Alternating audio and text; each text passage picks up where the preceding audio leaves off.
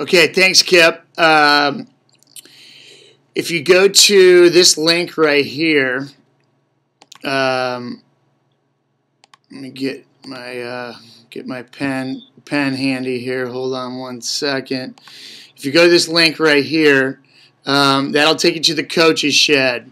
Okay, that's just our nickname for our Coaches Education website. It comes from, the shed out at Creve Coeur. We did a lot of coach talks out there in the day. So the Coaches Shed, is organized by the themes. If you click passing right here, that'll take you to a page that looks like this. If you click dribbling, it'll take you to this page. And if you click striking, it'll take you to this page. If you click the actual week, that'll take you to a PowerPoint slides of the actual session. So I'm going to take you to week 1, 2, and 3, and then we will do another webinar to go over 4, 5, and 6, and then a third one to go over 7, 8, and 9. So that's the plan here moving forward. A couple things before I start. The philosophy is really to keep things simple. It's not so much what you're doing, it's the passion of the coach and the proper teaching of the technique is what's most important. So keep your sessions simple. I had a coach that said, "Don't confuse me with your complexity, impress me with your simplicity," and that one really stuck out in my head, and I hear it over and over at top level. Coaches education is to keep things simple. So repetition is what we're looking for at a high intense level. Week to week, it's really we're going to teach the same skill week to week. Obviously, the themes vary, but different setups is the key, so that it keeps the variety with the kids. So that's the themes are the themes, and the technique is the technique, but the setups is what's going to vary. Make it competitive and fun. Have the kids always keep score. Make sure they have smiles on their faces. We don't want to be too serious, especially at the younger ages. But ball mastery is the key.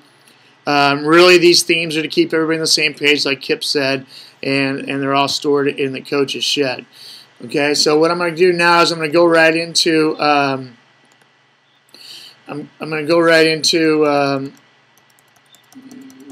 the first one. Okay, so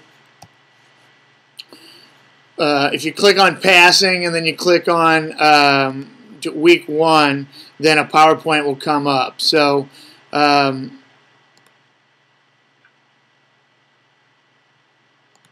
here's where I want to click to get where I am, and then this is the PowerPoint. So week 1 is passing. We're starting off with 2 per ball, and really we're starting off with this one just to get the technique down. These coaches' points are the main thing that we're trying to get here. Inside the foot, heel down, toe up, ankle locked. Non-kicking foot next to the ball. These are the main coaches' points you want to go over.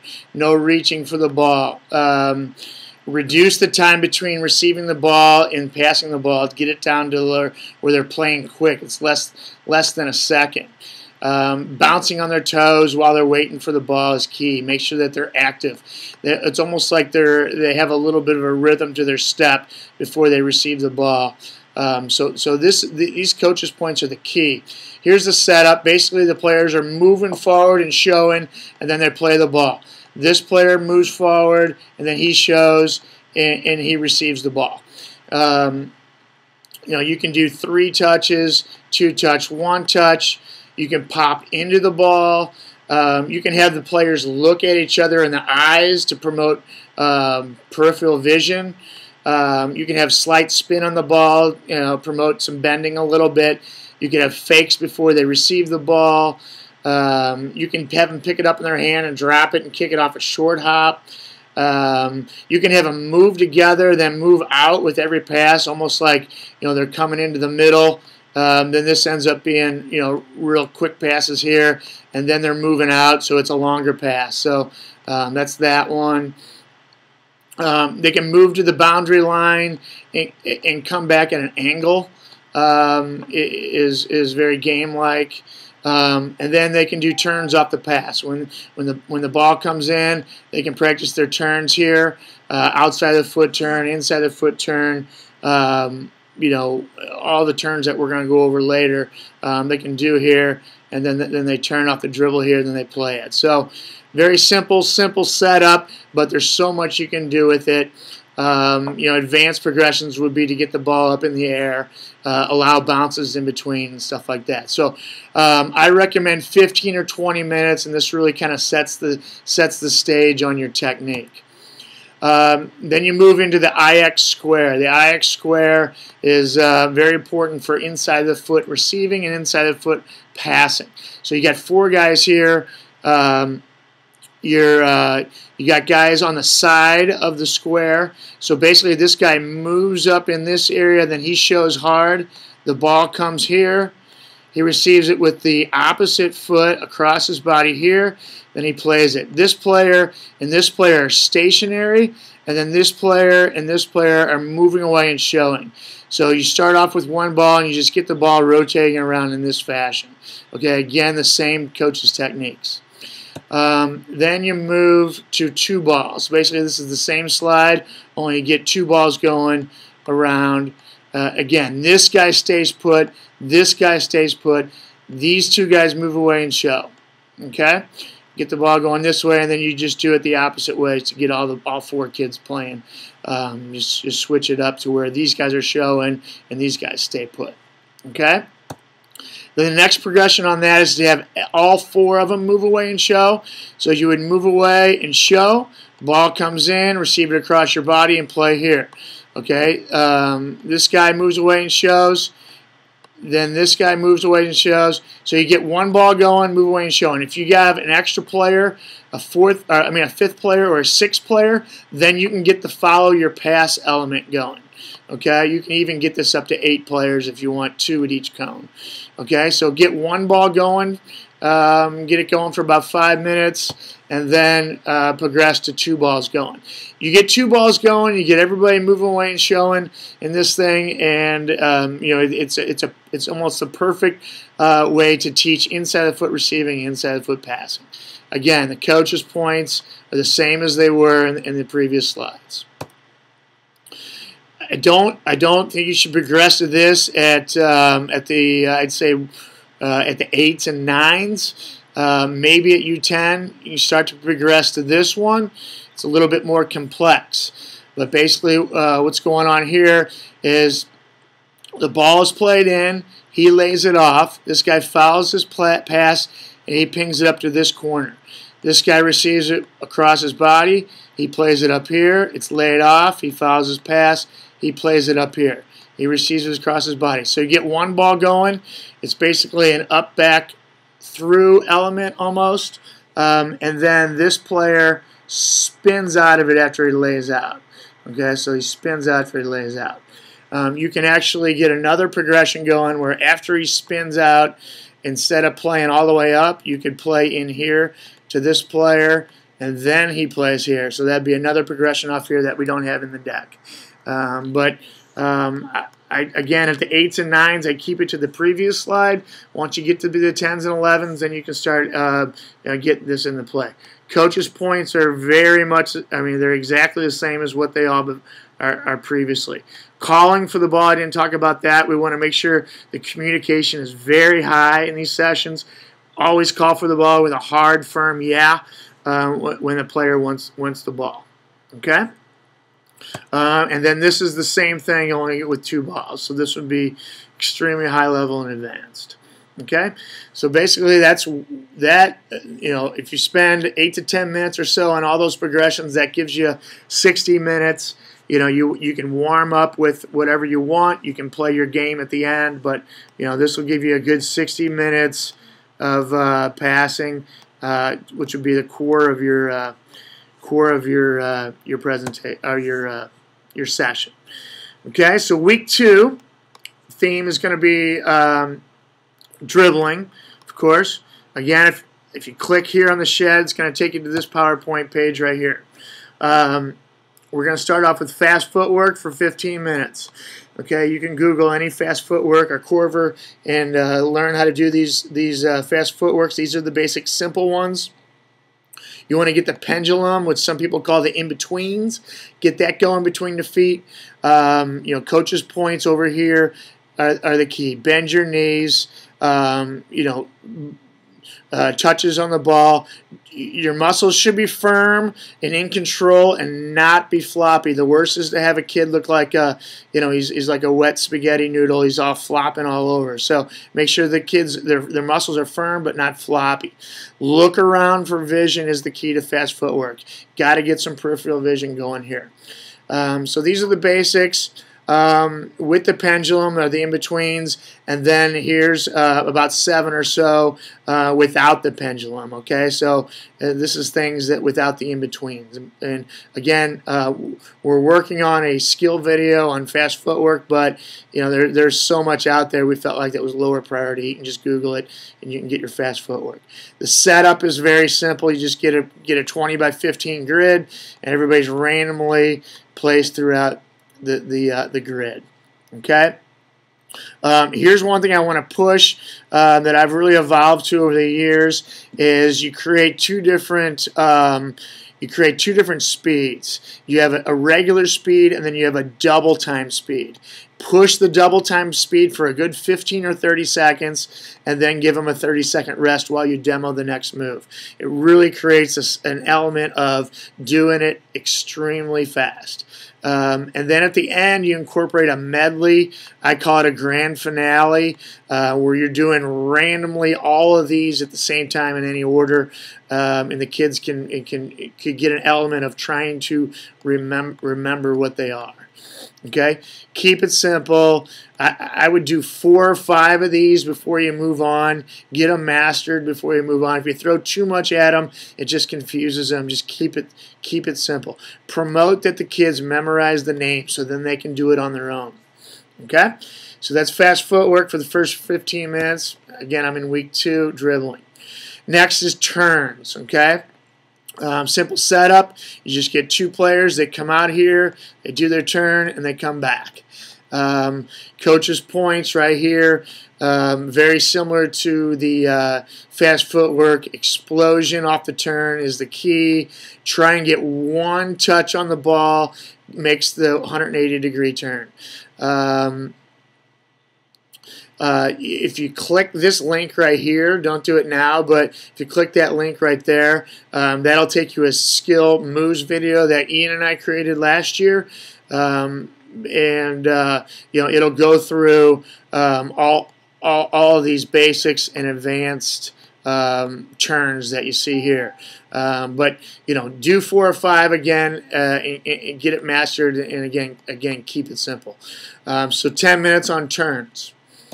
And then we're moving on to moves. Okay, so we do fast footwork, then we do turns, and now we're doing moves. This is a diamond setup, is what we call it. This is these are cones here, and it flows really nice. You get 2. You can have 3 players here max.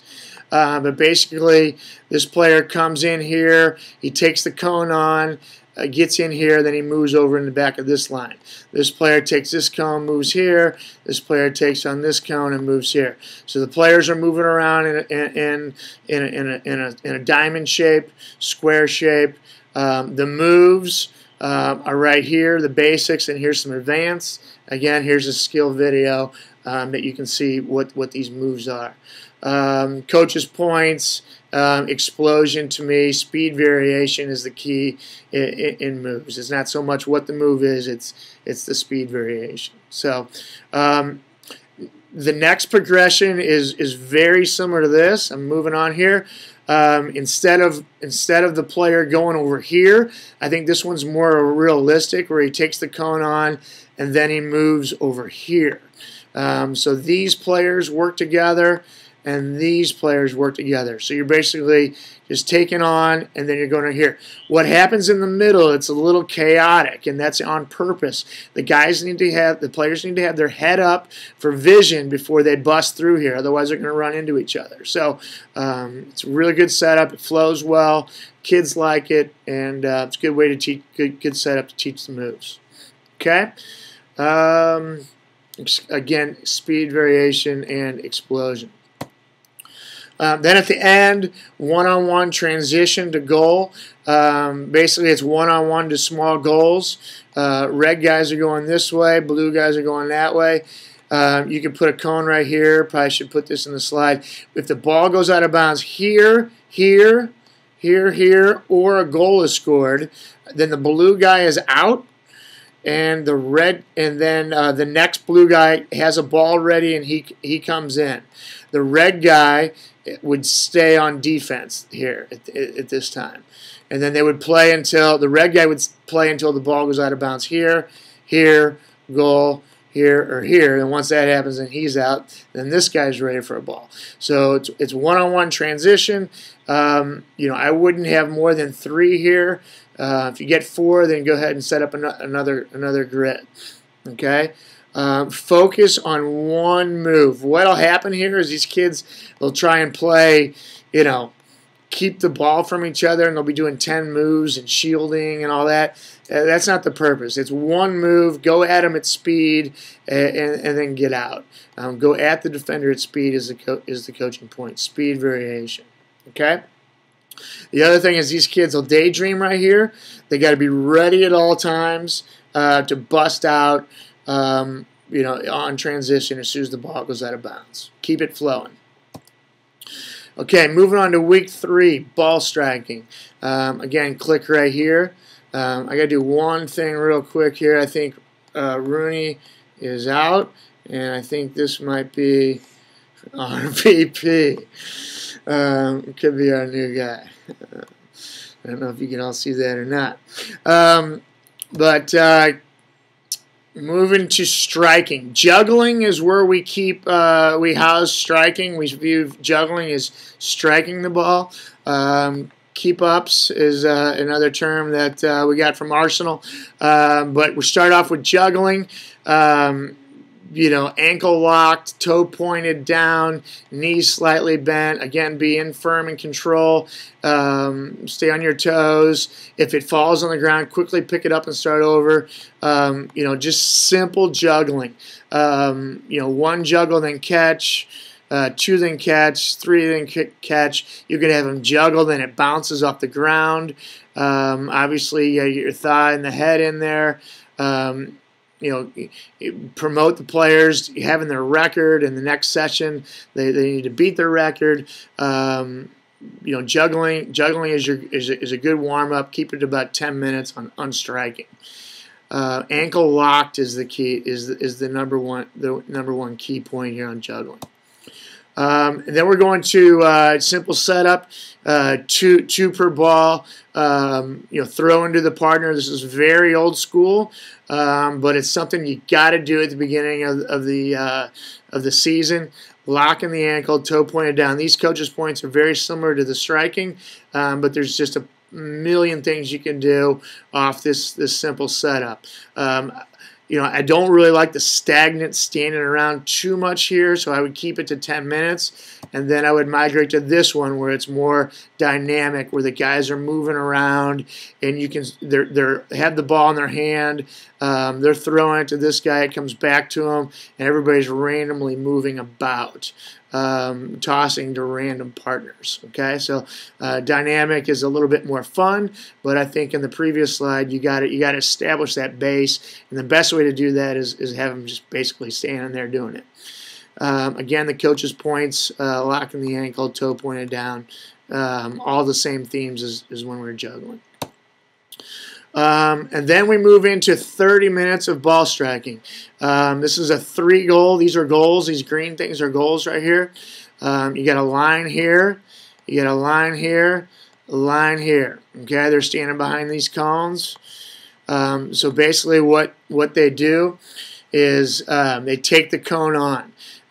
So this guy would come in. They come and take the cone on with a move. Take a shot. You have a goalie. If you score, you're in the goal. You have another kid waiting to be in goal. So this guy's a shagger. And then after he takes his shot, then he goes at the end of this line. This guy's going at this cone, and then when he gets done taking his shot, he goes in this line.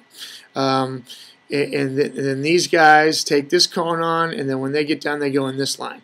This line will end up being a little bit longer, so you can see here that after they shoot, they can go here or here. Okay, so it's a really good setup because the shagging of the balls is easy because they don't go anywhere. If a ball is wide here, it goes to these guys. If it's wide here, it goes to these guys. Basically, you got a 20 by 30 grid, and it's a really good, easy setup. Coach's points are very much the same as the striking earlier. Obviously, you got a little bit more of a shooting.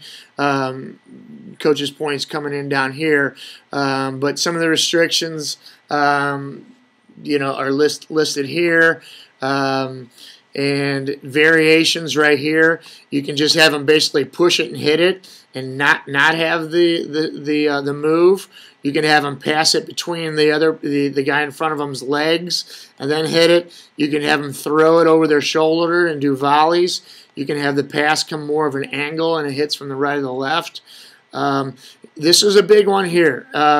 We want everything to be competitive, all right? So have the players keep track of their goals, and the top goal scorers, have some type of reduction in fitness at the end or something like that. We want to make sure it's a lot of fun and it's competitive. Make sure that you always have the players keep track of what the score is. Constantly ask them what the score is. Give them that winning mentality and competitive mentality. Okay, so that's the first 3 sessions. That's all I had. If there's any questions, feel free to let me know. And Tim Regan's going to come in here now and give you some piece on from the academy perspective and do a little piece on communication. So I'll let Tim take it from here. If anybody has any questions on that, just shoot me an email and I'll give you a call and we'll talk about it or communicate something like that.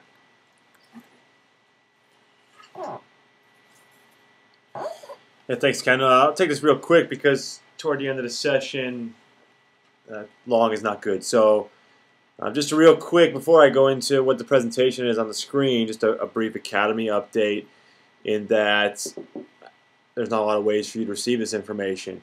And we're in our first year of having the players play for a full season of club soccer, which is new to all of us. And we have 36 players in the current group between 15 all the way up through 18s. We just started preseason. We're training a lot. We've had 14 training sessions in the first 18 days and then an additional scrimmage game for each age group on different days. So it's been good in that sense in terms of just getting them out, getting to know each other, and getting fitter, of course, at our age becomes quite valuable. Other than that, not too much to talk about except for the national team game for the older age, which has already been referenced. And another comment I just wanted to make moving into the academy season is just kind of an outlook.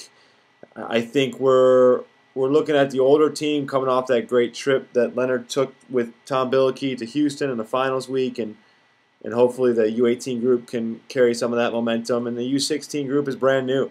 We have, out of all the players, only 2 returning guys that have played in the academy before. So that's a lot to handle for the younger guys, and Leonard has that group this year, and I'm sure he'll be fine with it. But it's like all of us, development is an ongoing process. And just going into some comments Kit made before about my previous venture, driving around the country, watching soccer at all different clubs, elite clubs around the country, was specifically coaching development. And I think it's something where the Federation tries to take it on, and it's a huge task. And it's also one that I think internally we can all learn from each other. And I have no qualms about walking around and watching a U11 session and learning from it, and learning from how a guy presents or an exercise he's doing, whether I manipulate it a little bit or not. So anytime you can, take the moment to look at what other people are doing or just ask. It's not a big deal. None of us have that big of ego. And along that, I'm just going to go through a few slides here on communication. it's something I stole from somebody else. Like most of us in this game, we hadn't created our own theories. We're borrowing and stealing from others. And this was put on at a FIFA coaching development course by a guy called Dick Bate. And Dick is a English coaching instructor at a pretty high level in the English FA. He's a brilliant presenter. Tactically, when he starts to speak, it's a bit comical because if you ever watch Watford play, it kind of looks like that. But when it comes to the actual coach information and communication side, he's brilliant. And so this one was a course in Arizona a couple years ago. And there's a quote up on the screen now from a former rugby coach that won a World Cup with England. And you'll notice a lot of these things are English, leaning toward the English side. And it's just an interesting comment about knowledge being important, and the ability to pass on the knowledge is the key, not just that you have it in your head. It's how you get it on to the players. And going through some different factors and focusing on the first couple, the verbal and the visual factors, and how you get to passing information. And I won't carry on too much with these slides. We'll pass it on to you an email from Ken so you can read through it at your leisure. You'll probably get more out of it than me just reading it off the screen. The next one is an interesting one that Dick just threw out there to us, and it said, no matter how much you know, your success or failure, it all comes down to communication. And coaching, that's what it is. It's getting your comments out to the players and helping them learn. So the verbal, the visual, the kinesthetic, and the written. I don't think we're going to do the written very much at our level. So verbal and the visual and the kinesthetic become important ones. So verbal, what you say and how you say it. And here's a quote I think a lot of us can attest to. You never know what comment you make, what sentence you've said that really sticks in a player's head. You'll never be able to predict it. It could be a funny joke. It could be a serious comment. But it could change their lives in soccer and beyond. And this next one's a mouthful. Again, you'll find more value if I just send it out and you kind of look through each one and probably realize that you do all of this. You probably tell stories. You probably address the emotional side of the game. You're probably using different types of language. Sometimes you're assertive. Sometimes you're passive. Again, not to beat a dead horse with it, but something I could send out and you can read. Here's an interesting one from a guy at UCLA talking about the channels at which you deliver information. And a lot of this had nothing to do with coaching, just teaching. And it was his theory here on this pie chart that only 7% of the literal meaning of words are received by the listener. So the rest is how you deliver it in your nonverbal action. And this guy is a psychology instructor at UCLA and is pretty advanced in this field. And that struck me because 7% is a pretty small number to put into the actual words that you're saying, and yet how you deliver it can become real key. So it's how they hear it. And there's another guy here that does a lot about Luntz. I think his name is spelled wrong. There's a T before the Z. And it's about getting their emotion as much as it is in the intellect. And when I walk around the fields, I see a lot of guys with passion, and I think it's your energy. It's better than your words at times. And so, how does it look? Perception, what does it come across? And here's another one with nonverbal factors of, are you looking them in the eye? How do you dress on a given day? Your appearance matters. Do you shake their hand? Especially at the younger ages. Learning for a kid to shake a hand is a big thing, because when I come to the academy age and you go talk to some of these kids, they won't shake your hand. It's shocking, and you could tell the ones that have had good mentors in the past that say it's in a little thing, but it can be quite important on your presentation. A lot of the presentation I did see on this communication had to deal with politics and talking about different leaders around the world, and English, American, and so if it's Barack Obama or somebody you watch on Channel 5 News, you'd be interested to see how they present and what they do with their hands, and you may never even notice it, but maybe it's something you could take a look at, and again, I'll pass this on to you so you can read through it in detail. And now contacts, whether you take a player and you move them into a position on the field to really explain your point, or perhaps you guide them by the hand or by the head or by pointing, or these little things can mean a lot to the young kids, and just something to think about when you're doing it and notice about what's more effective. And then your presence on the field. This is an interesting quote in terms of it, and it's a funny phrase we'll often use, but when someone walks in a room and they have presence, they just have it. And whether it's Sir Alex Ferguson, when he walks into a room, I think he's going to all make us listen more.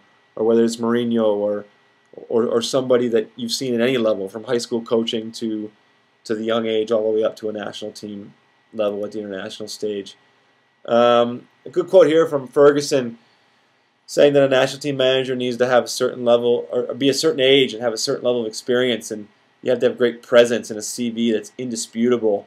And this was about when Capello got chosen a few years ago, and now they went to Hodgkin, and look at us in America where we go with Jurgen Klinsmann, and say what you want, he's not an experienced coach, but he's won a World Cup. And sometimes you look at his resume and say he's not a great coach, but you have to respect certain things that he's done. And I don't think he's the best coach the U.S. has ever had, but who knows? He may be the most effective just based on his resume. And then having a presence, who has it? Is it somebody that sits on an opera stage? Is it a political guy? Is it a manager? Could it be somebody in sport? And what is the criteria for having this presence? Again, it's good things for you to read through and think about, not to hear me speak about on the phone. But what is it that commands the presence, all the details of it that you can read through in the future. Language, different names, words, phrases to carry on sentences, even simple things like please or thank you. It goes a long way to young kids that are learning how to be more mature. And then two of the last phases. One is questioning. Why do you use it on a field? What are you trying to get out of the kids when you throw a question out there? You're trying to increase their knowledge, but at what point are you questioning too much? Are you using your basic question phrases? Are you looking for a response? Are you looking for 10 responses? Is there even a right answer? Are you thinking about these things as a presenter? How far do you go? Do you probe your questions? Is there really an answer? Sometimes I ask a question to my kids and I think to myself, I don't even have an answer to that, so why am I asking the question? And we all develop with that in time and go to things that we're strong at. And then demonstration. The last slide is just talking about, can you provide a visual image? And I think all of us try to do it, no matter what age you are, no matter what fitness level, even if you're not the most skillful guy. Can you get a player then? I have I'm a U11 team, a kid that can juggle already 300 times. So I use him. Why should I get up there and juggle? I'm a grown man. I want to prove to them that a 10-year-old can do it. So, repetition and exactly what it is sometimes goes a lot further than the words you add with it. Well, that's it for the communication piece. As I said, we'll pass it on to you in an email, and you can take the time to read through it then. So thanks a lot for your time. Sorry if we went too long on that one. And I'll pass it on to Ken to conclude. Yeah, I think Kip's going to wrap this thing up. So, Kip, you still out there? All right.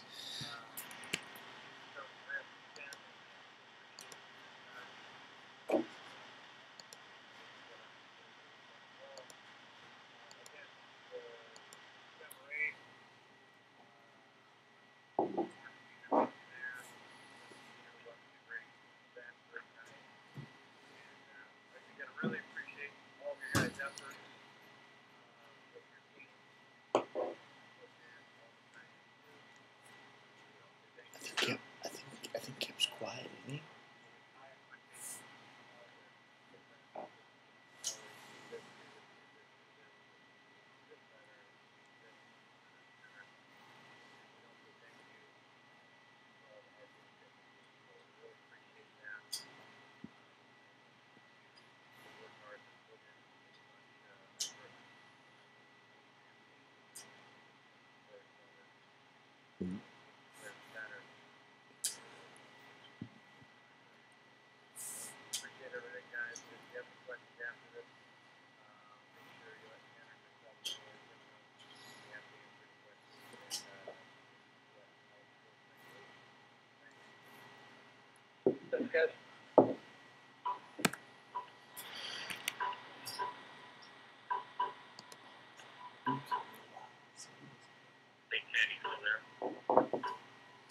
Yes, I'll hold on.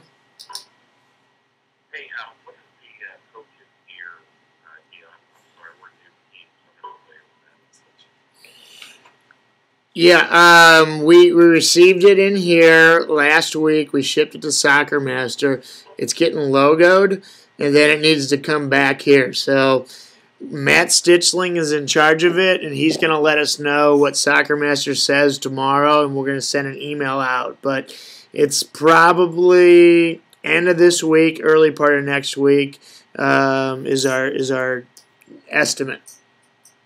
So, coaches, is it just to get some shirts? I'm not familiar with Oh yeah, you head coaches get shirts, probably a dry fit, or two shorts and shoes, and then some type of usually it's some type of a jacket later on. It varies. It really Nike sends us stuff randomly, believe it or not. So I haven't seen the inside of the boxes.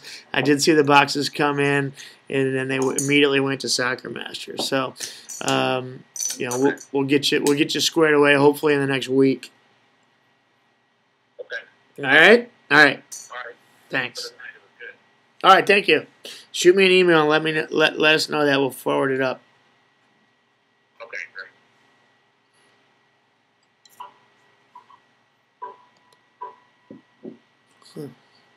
We're getting a lot more than I thought.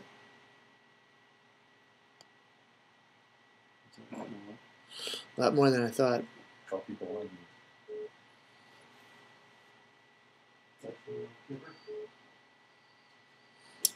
What's up? Hold on one sec. Hold on.